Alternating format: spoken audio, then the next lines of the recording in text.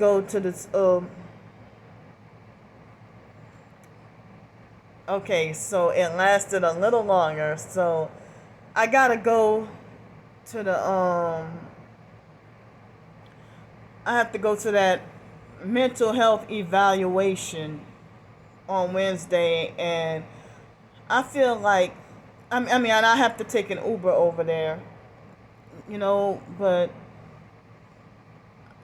I feel like I'm not ready for the psych games. I'm not ready for the manipulation in psych games. I'm really not. I'm not ready for the psych games and manipulation, and I pray against any setups. And I just hope everything goes smoothly.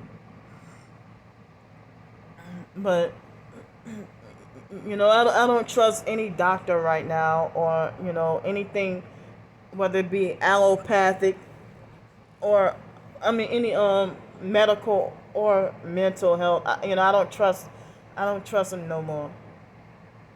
I guess even far back as 2003, I was trying to resist psychiatry, but didn't even realize that. Even during my teenage years, I was trying to not take my psychiatric medication and stuff like that. All we need is the word of God. So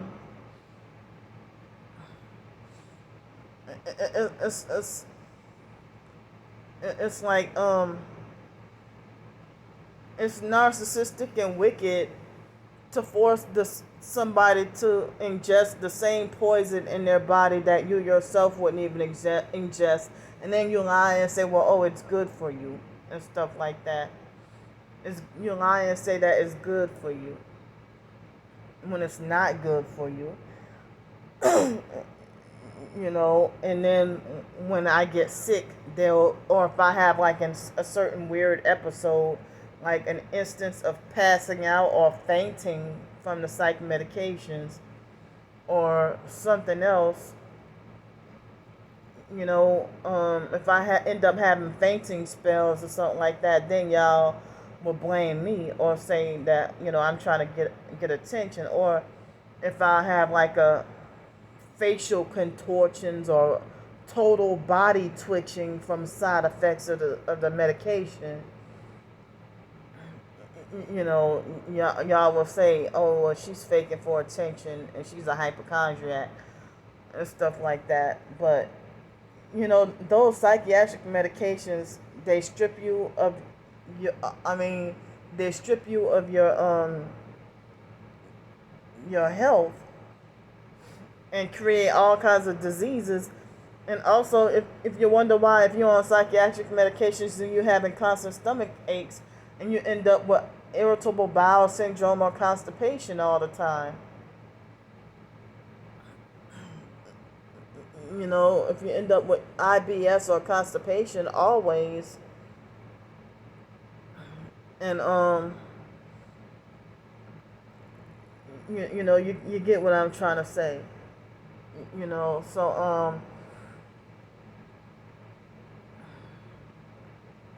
So I mean,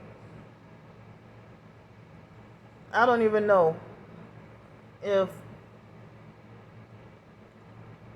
I'm just feeling nervous about Wednesday because I was trying to.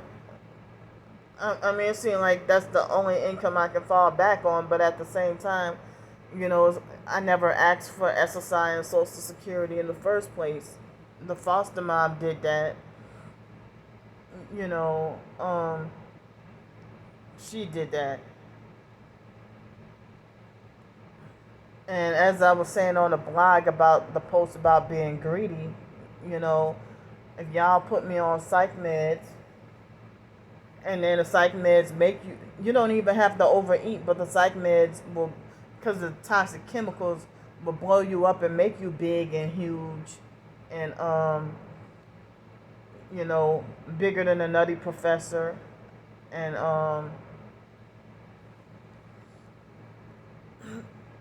and so big and huge and stuff like that. So I remember last night I wrote a short blog article about I wrote a short blog article about children's books that I used to read as a child and that I missed, and I felt like those were my favorite books from childhood. Since I'm an author right now, and I have somewhat of an imagination, but not as elaborate as other writers. But I wanted. I don't think I'm that great with writing children's books or children's short stories, but I try to experiment. Like Smoochie's the Cuddly Pup, and also I laugh at that short story. Like Smoochie's the Cuddly Pup and Goofy Zoofy are children's short stories that I wrote. But I try to make my short stories, except the series that I'm working on. Other than that, the short stories that I write, they are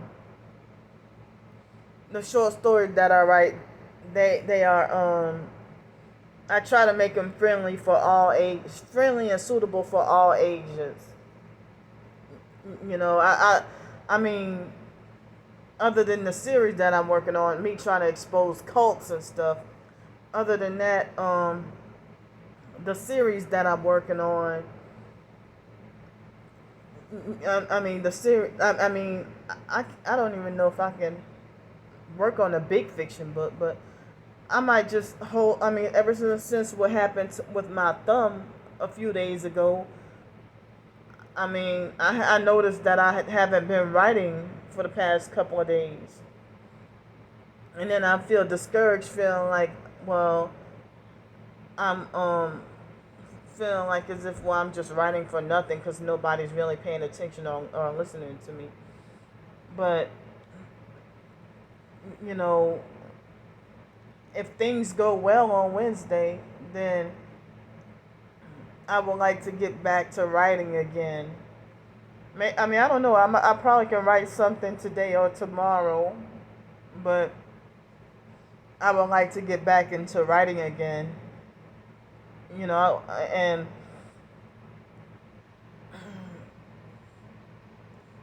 one thing, I need to learn patience with writing, because especially when I'm trying to get a book out, I know it's not good for me to just get anxious and just rush it out. But I know I need patience and to take my time.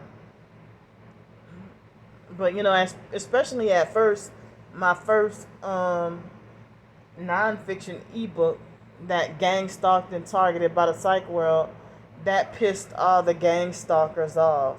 They all got really mad at me for exposing the truth about that. So now they think I deserve to be punished with not being allowed to call myself an author, and they think I deserve to be punished with not being allowed to write or publish anything.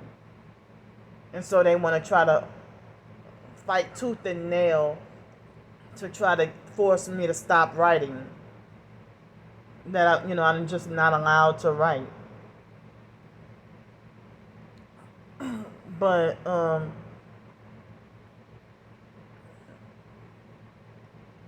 hate that the Gang Stalked and Targeted by the Psych World ebook that I wrote.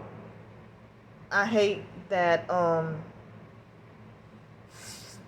really kind of mad because due to the online gang stalking, I was forced to make almost all of my videos private on my other channels, because to protect the gang stalkers from trying to get my channel taken down, falsely reporting every video trying to get my channel taken down.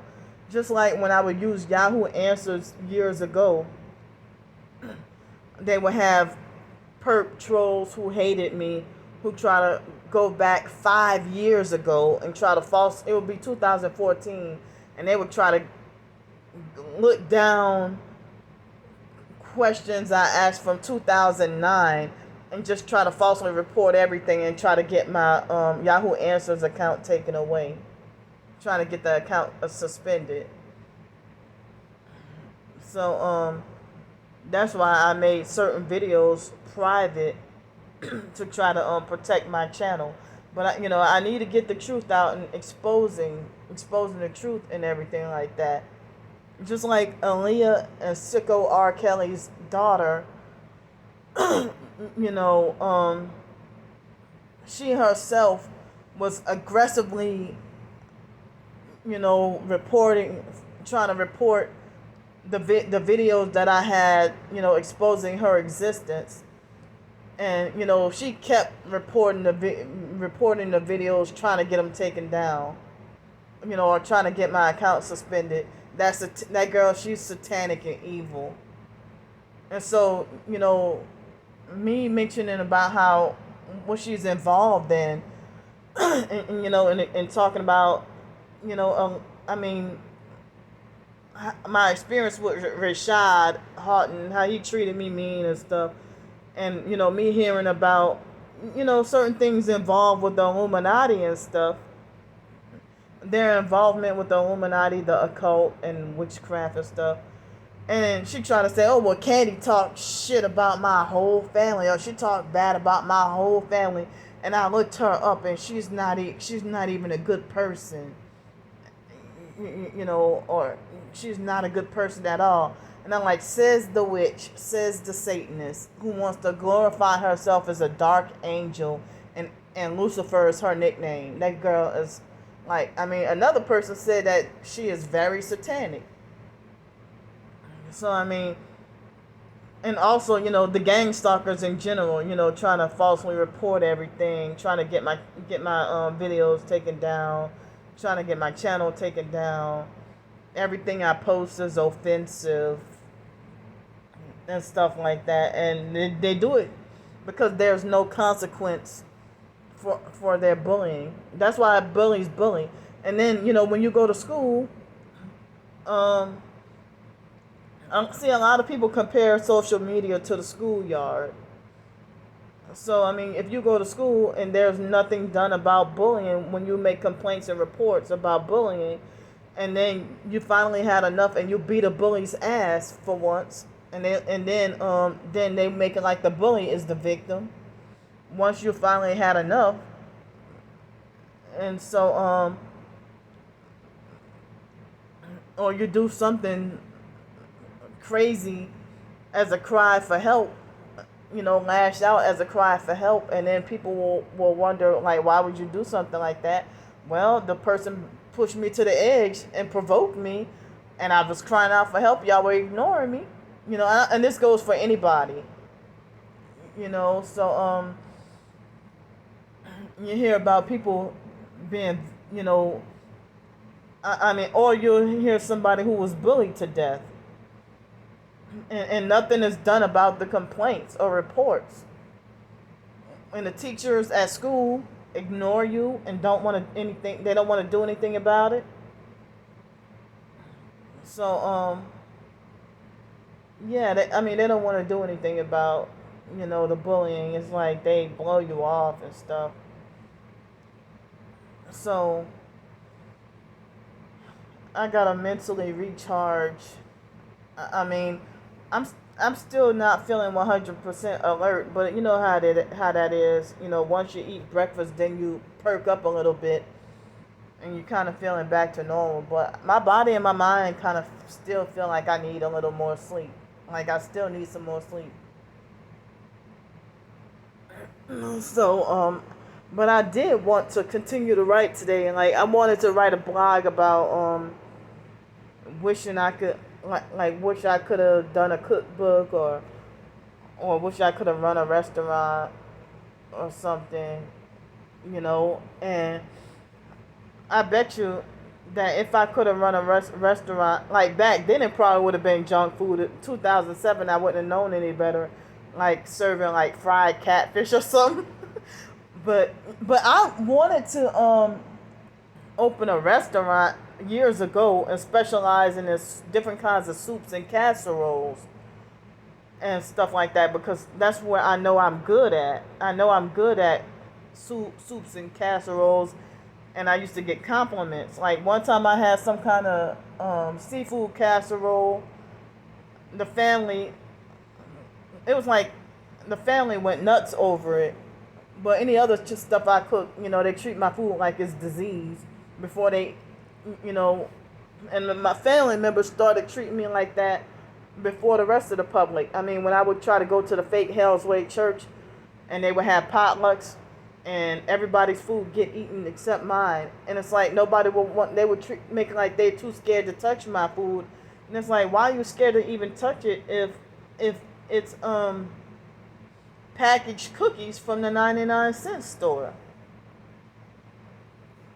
And they would try to pretend to give me the illusion, to pretend to make me feel like as if I'm special and loved.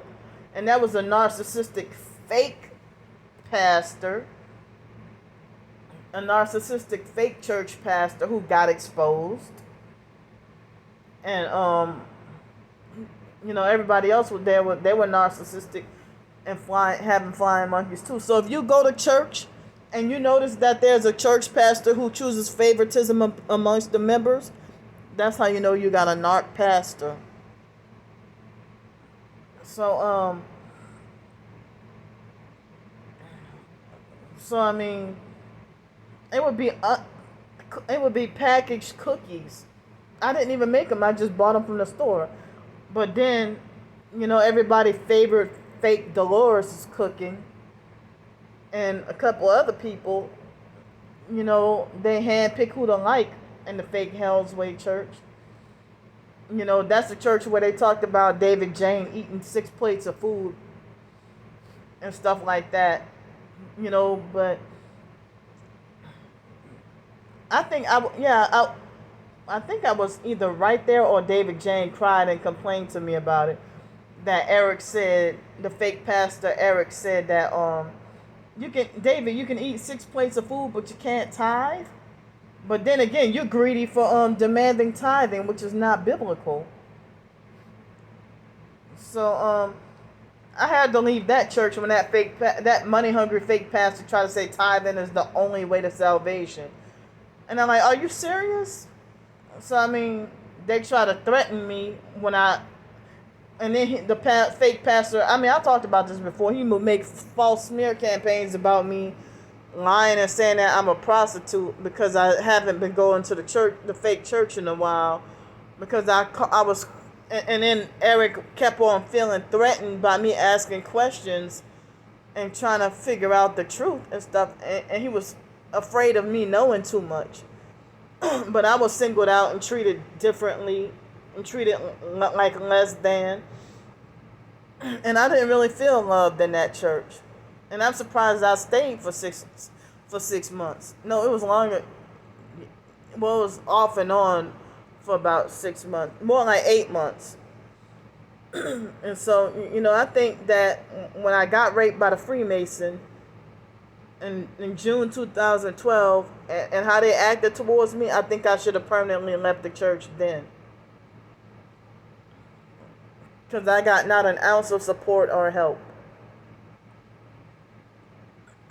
So then, rape is not something to laugh at. It's not funny. And human trafficking is also not something to laugh at. Any form of abuse is not something to laugh at. So,